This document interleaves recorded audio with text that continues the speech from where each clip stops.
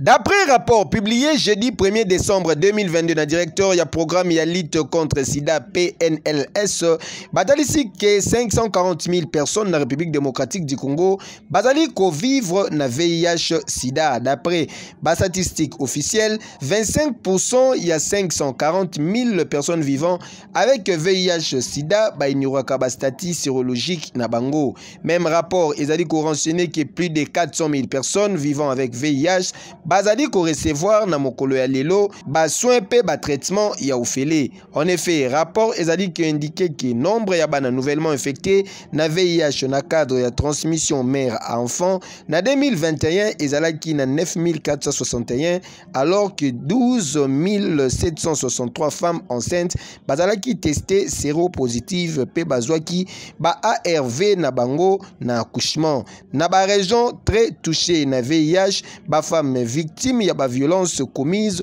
na ba partenaire intime bazaliti na 50% ya risque en plus ya ko contracter VIH sida.